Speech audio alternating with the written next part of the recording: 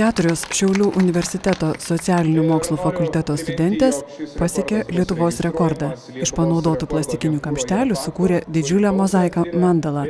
11 kvadratinių metrų plotą užimančiam kūriniui prireikė 12 000 kamštelių. Buvo šnekėta, kad čia yra 3,30 m. Pamatuojam. Gavosi mistinis skaičius.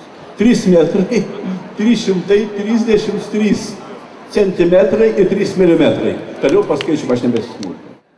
Sukurti ką nors reikšmingo studentės paskatino dėstytoja Evangelina Petukienė.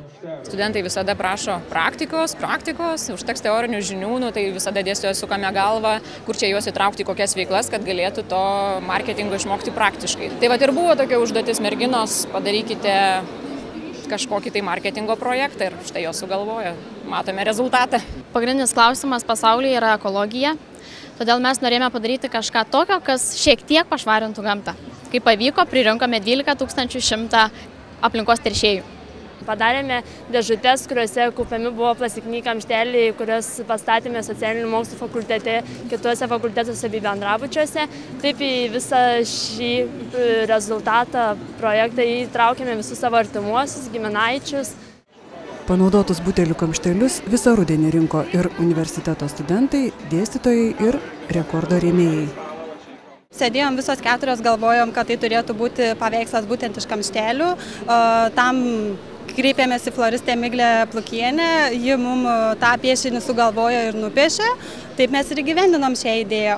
Mozaika buvo dėliojama Šiaulių arenoje vykusioje tarptautinėje verslo ir pasiekimų parodoje Šiauliai 2012. Kiekvienas kamštelis buvo klijuojamas prie drobę aptrauktų plokščių. Vėliau plokštės sujungtos į vientisą paveikslą. Paskutiniai kamšteliai suklijuoti mozaikos pristatymo metu. Kur čia nukentėjo? Studijos ar jūsų asmeninis gyvenimas? Tiek daug laiko turėjo skirti tam? Iš tikrųjų, manau, kad laisvalaikis, nes po paskaitų iš karto skubėdama viena pas kitą, tai pas vieną, tai pas kitą grupę į namus. Ir ką prie kamštelių ir tiesiog iki pat vakaro vėlaus skaičiuojam, rūšiuojam, dedam viską. Bet iš tikrųjų, aišku, labai buvo pavargom, bet kai pamatėm rezultatą ir pamatėm, kad tai iš tikrųjų sulaukėm dėmesio, manau, ir tai verta buvo to, tai kažkaip visiškai negaila to laiko, kurį mes skyrėme visam tam dalykui.